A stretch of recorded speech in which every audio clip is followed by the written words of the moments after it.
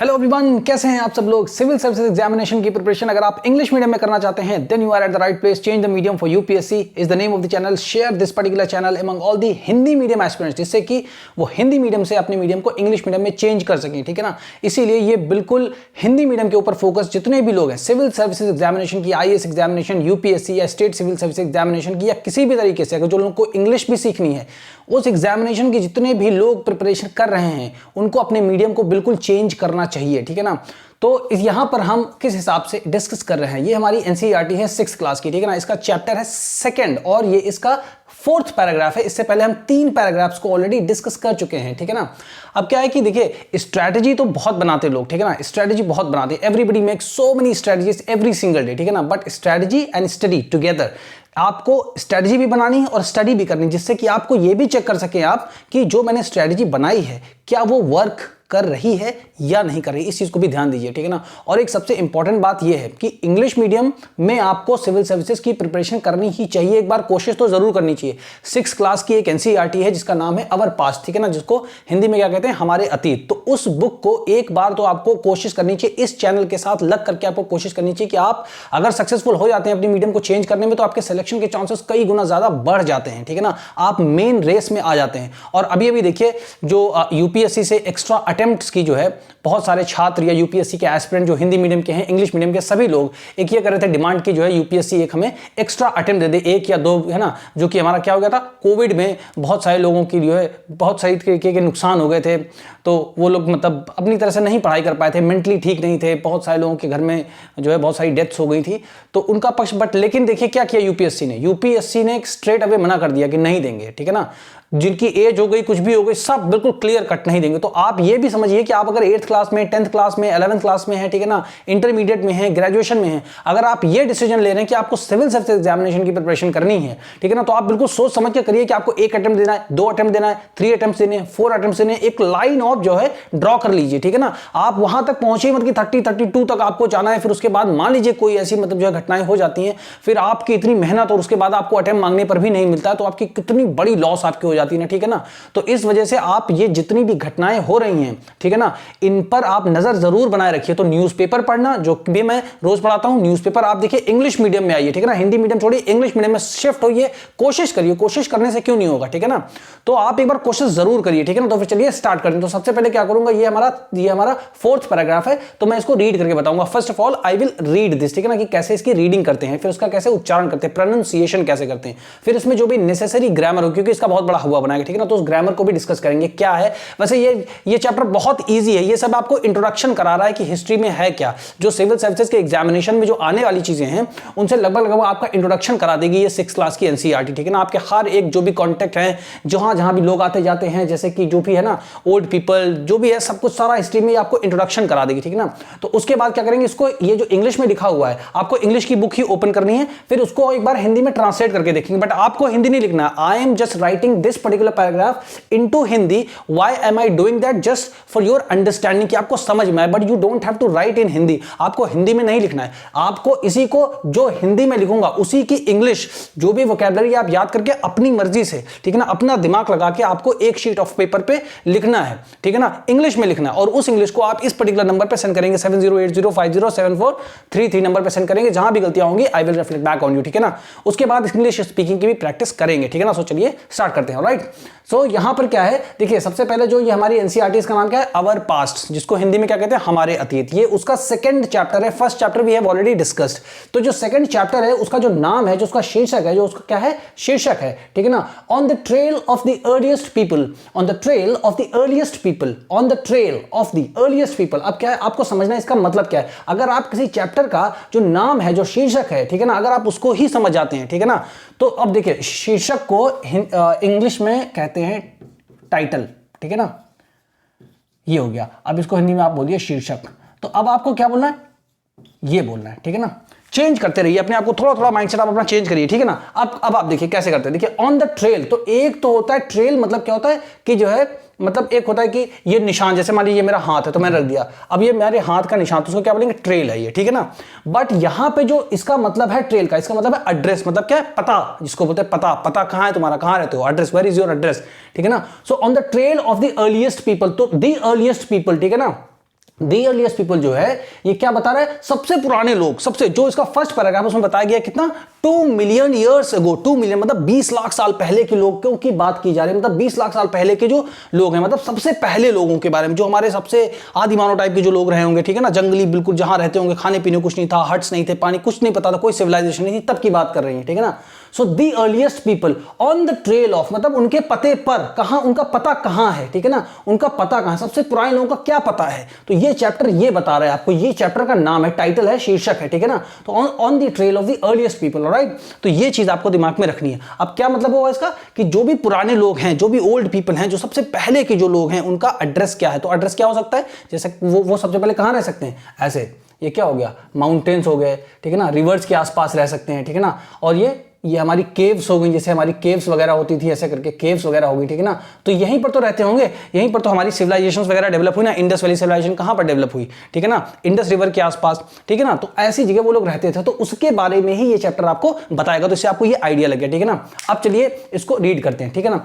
ये जो है यहां पे, इससे पहले हमने फर्स्ट पॉइंट को डिस्कस किया, ठीक है ना। ये हमें ये पैराग्राफ किस चीज के बारे में बता रहा है, हंटर गैदरर्स के बारे में। हंटर गैदरर्स क्या होते हैं, खाद्य संग्राहक, मतलब जो खाना खाने की जो सामग्री होती है, जो भी चीज है, ठीक है ना, फल फूल पेड़ पत्तियां छाल, जो भी डंठल, ठीक है ना, और जो भी पशु पक्षी, मतलब जिनको भी खा सकते हैं अपनी जिंदगी को सर्वाइव करने के लिए, तो उनके बारे में ये पर्टिकुलर है पैराग्राफ, ठीक है ना, उसी में ये बताया जा रहा है। तो उनके अंदर कौन सी नॉलेज थी, क्या क्या स्किल्स थी, उसको ये फर्दर डिस्कस करेगा, ठीक है ना।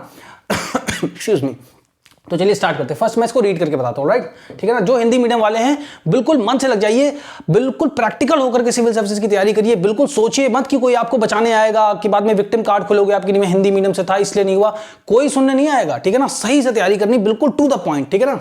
चलिए सेकेंड, जो सेकेंड नंबर वाला, ठीक है ना, ये नंबर सेकेंड है, ठीक है ना। Second, Animals move from place to place. Animals move from place to place. ये साथ में पढ़ना है, place to place. Animals move from place to place. ऐसे आपको रीड करना है, ठीक है ना। Animals move from place to place either in search of smaller prey. Either in search of smaller prey or in the case of deer and wild cattle in search of grass and leaves. That is why those who hunted them had to follow their movements.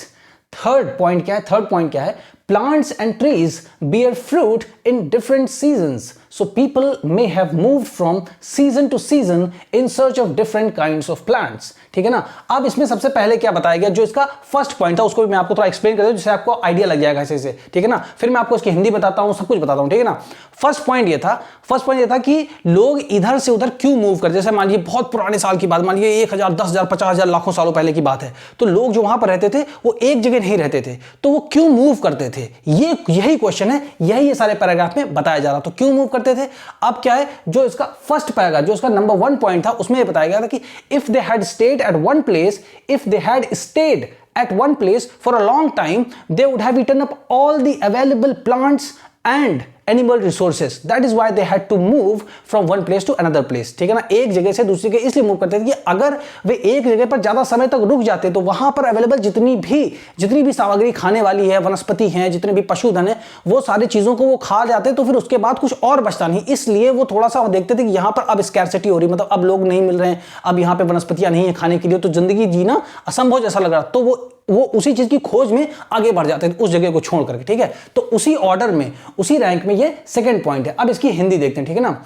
So animals move from place to place. अब वो जो लोग हैं ना, Hunter gathers basically, ठीक है ना, तो हंटर गैदर जो हैं वो क्यों एक जगह से दूसरी जगह जाते थे, ठीक है, ये हमें देखना है। तो हंटर गैदर्स जो लोग हैं वो एक जगह से दूसरी जगह क्यों जाते थे।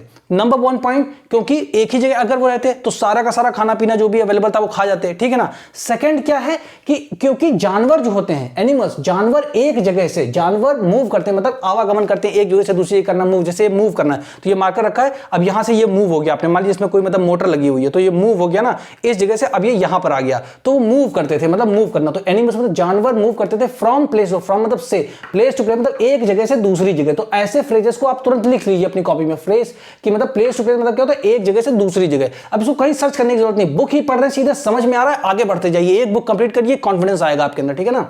सो सेकंड मतलब क्या पॉइंट है, animals move from place to place, जानवर जो है वो एक जगह से दूसरी जगह मूव करते थे, मतलब आवागमन करते थे। जैसे आज यहां पर है तो कल अब मतलब जो है 1 महीने 2 महीने 4 महीने 6 महीने साल भर के बाद वो ये एरिया छोड़ करके दूसरी जगह निकल जाते थे। तो बताया जा रहा है क्यों जो जानवर है वो एक जगह से दूसरी जगह मूव करते थे, क्यों करते थे, तो उसका आंसर अगली लाइन में है, ठीक है ना। Either in search of smaller prey, either मतलब होता है या तो, है ना, इन सर्च ऑफ मतलब खोज में, ठीक है ना, या तो स्मॉलर प्रे मतलब होता है जो छोटे छोटे शिकार होते हैं, ठीक है ना। जैसे मान लीजिए कोई बड़ा, जैसे मान लीजिए शेर है तो वो क्यों जाएगा, तो वो हिरन वगैरह जो उसके सामने छोटे छोटे शिकार है ना, तो वो हिरन वगैरह की खोज में कहीं और चला जाएगा, ठीक है ना।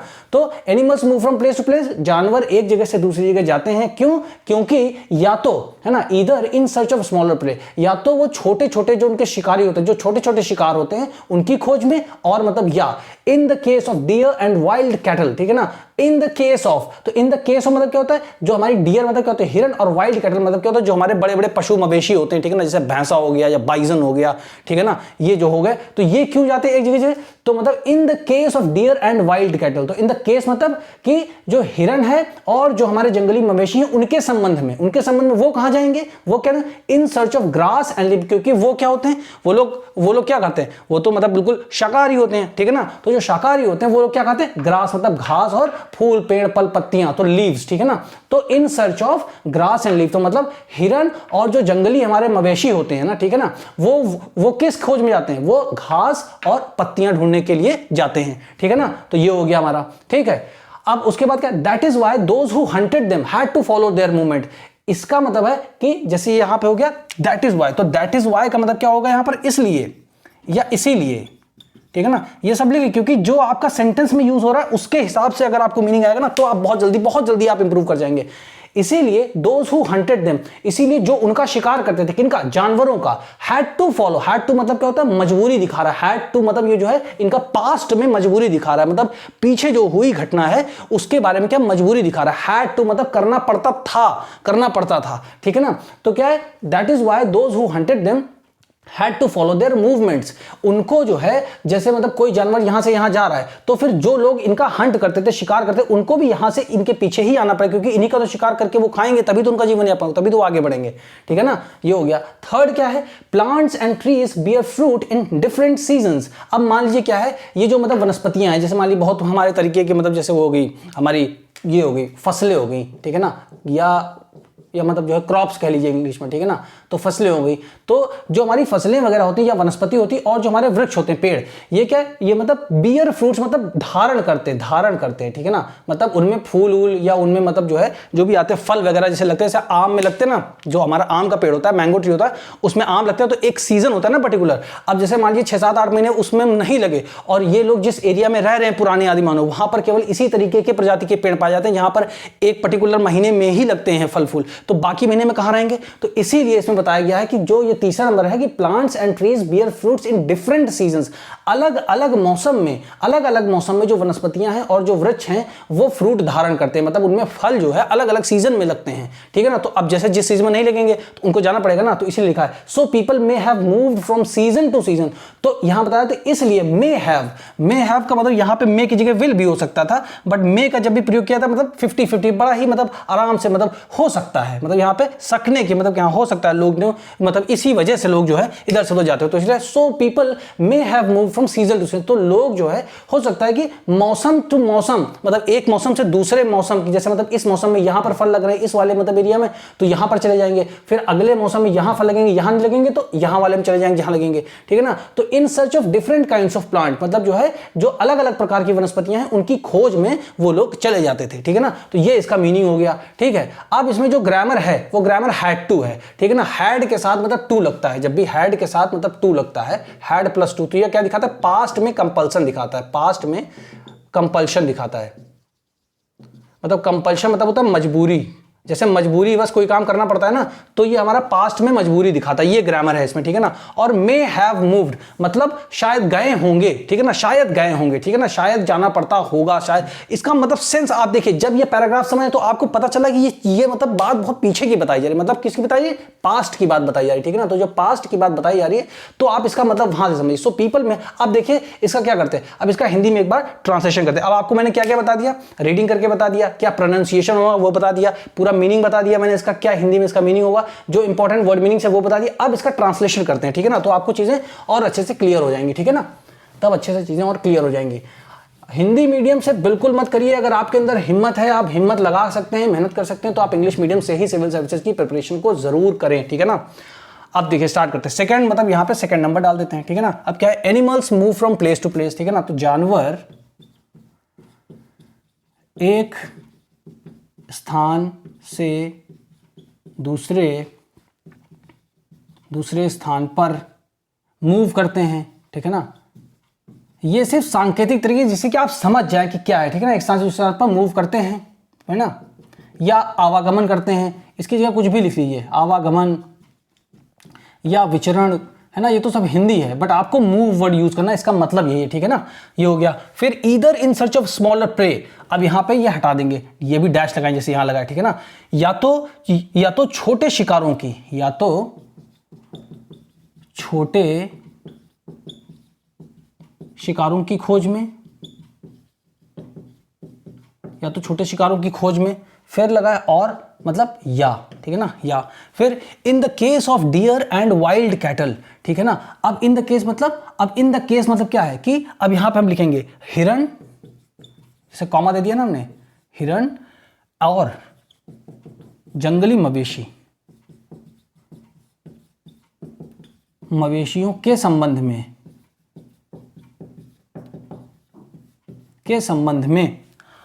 ठीक है ना, के संबंध में, इन search of grass and leaves, ठीक है ना, के संबंध में घास एवं पत्तियों की खोज में।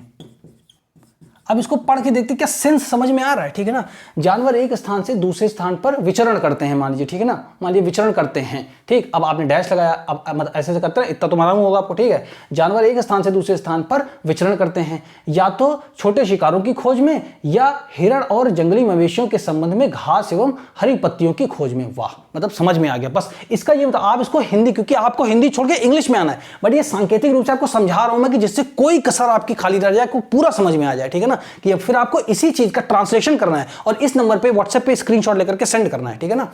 अब क्या करते हैं फिर, that is why those who hunted them, इसलिए यहां पर होगा, देखिए दैट इज वाई का मतलब होगा इसलिए, those who hunted them, that is why इसलिए जिन्होंने इनका शिकार किया,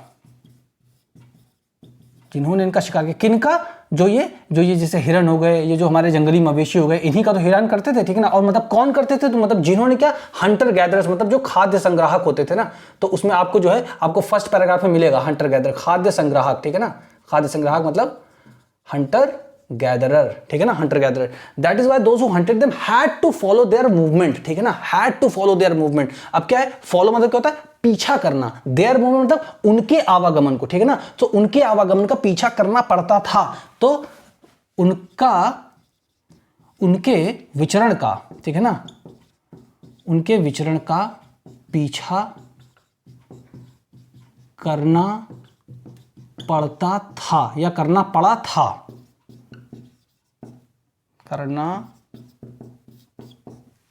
करना पड़ा था। अब रीड करके देखते हैं क्या सही मीनिंग निकल के आ रहा है, मतलब सही समझ में आ रहा है कि हाँ ये सही लिखा है। जानवर एक स्थान से दूसरे स्थान पर मूव करते थे, या आवागमन करते थे, विचरण करते थे, या तो छोटे शिकारों की खोज में, या हिरण और जंगली मवेशियों के संबंध में, घास एंड पत्तियों की खोज में। इसलिए जिन्होंने इनका शिकार किया उनके विचरण का पीछा करना पड़ता था, ठीक है ना, उनको।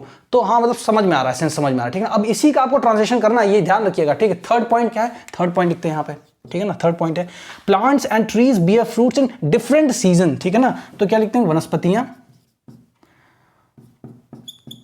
वनस्पतियां एवं वृक्ष अलग अलग मौसम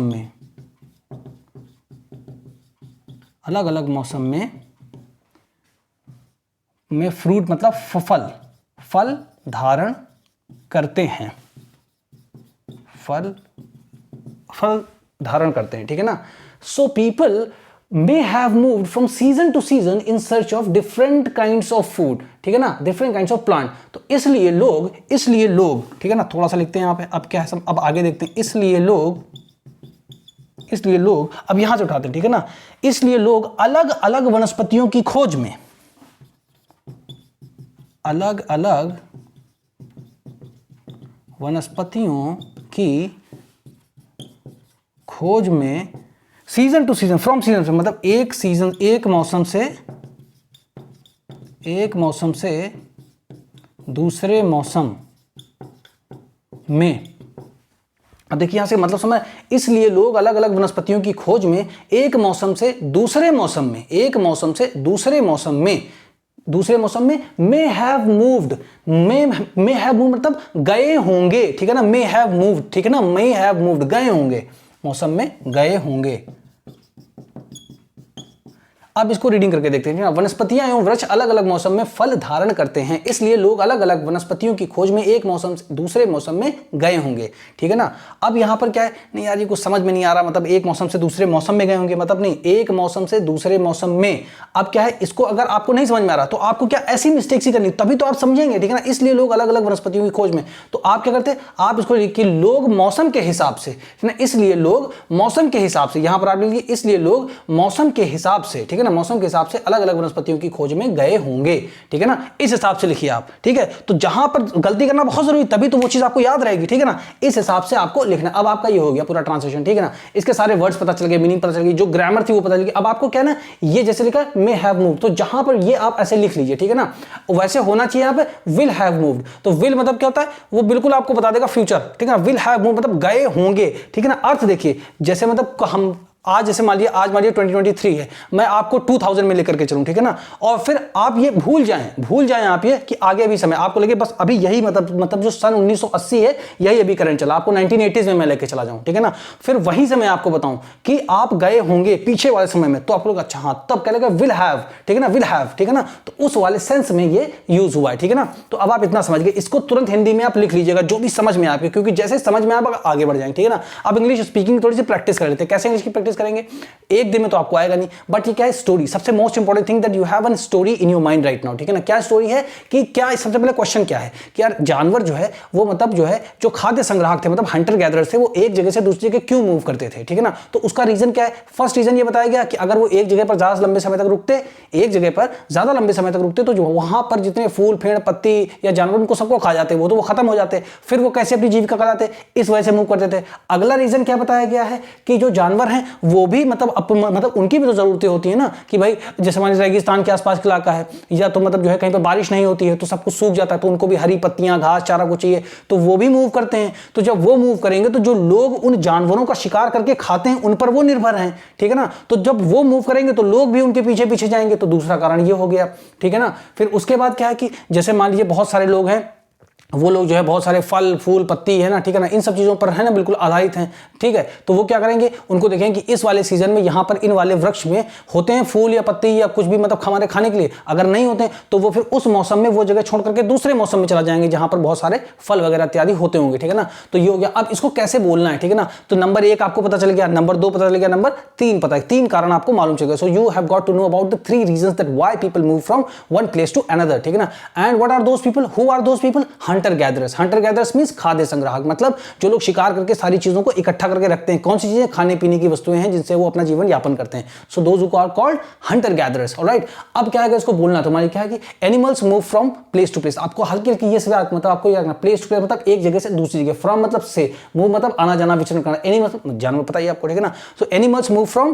place to place, animals move from place to place, आपको याद रखना है, animals move from place to place either in search of smaller prey, animals move from place to place, animals move from place to place either in search of smaller prey, either in search of small prey, or in the case of deer and wild cattle, or in the case of deer and wild cattle, or in the case of deer and wild cattle in search of grass and leaves। तो चीजों को connect करना कि ये क्यों जा रहे हो, तो कुछ भी तो बोल पाएंगे आप, कुछ तो बोल पाएंगे, तो जो भी थोड़ा बहुत आप बोल पाएंगे उसको आप वॉइस नोट्स में रिकॉर्ड करिए और इस नंबर पर सेंड करिए। कोई शर्म मत करिए, इतना प्रैक्टिकल होकर के पढ़िए, इतना स्वार्थी होकर के पढ़िए कि आप 1 साल के अंदर, जब तक 1 से 2 साल आप लगाएंगे नहीं, आपको कोई भी एग्जाम समझ में, स्पेशली सिविल सर्विस एग्जामिनेशन, आपको समझ में ही नहीं आएगा कि एग्जाम में है क्या, ठीक है ना। एग्जाम होता कैसे है कि मतलब जैसे लोग बताते हैं ना, आपको सारी टेस्ट सीरीज करनी चाहिए। टेस्ट सीरीज करने का नंबर तब आएगा जब आप 2-4 बार रिवाइज कर चुके होंगे। तो जब आपको पढ़ना आएगा तब आप आइडेंटिफाई कर पाएंगे, हाँ ये चीज मेरे यूज की है कि नहीं है। इसलिए 1 साल 1.5 साल बिल्कुल आंख बंद करके लग जाइए बिल्कुल, ठीक है ना। इस हिसाब से आप इसको पूरा का पूरा रिवाइज करिए, याद करिए, जो भी आपके मन में आए यू कैन स्पीक, और उसको रिकॉर्ड करके इस पर्टिकुलर नंबर पर सेंड करिए। ये केवल यूपीएससी एस्पिरेंट जो हिंदी मीडियम से उनको स्ट्रेंथन करने के लिए ये चैनल है। तो अगर आपने इस वीडियो को यहां तक देखा है, आप इसको शेयर करिए हिंदी मीडियम स्टूडेंट्स के बीच में, जिससे कि ज्यादा से ज्यादा हिंदी मीडियम स्टूडेंट्स जो है इंग्लिश मीडियम में शिफ्ट हो सकें और उनके सिलेक्शन के चांसेस बढ़ सकें। सो मिलते हैं आपसे नेक्स्ट वीडियो में।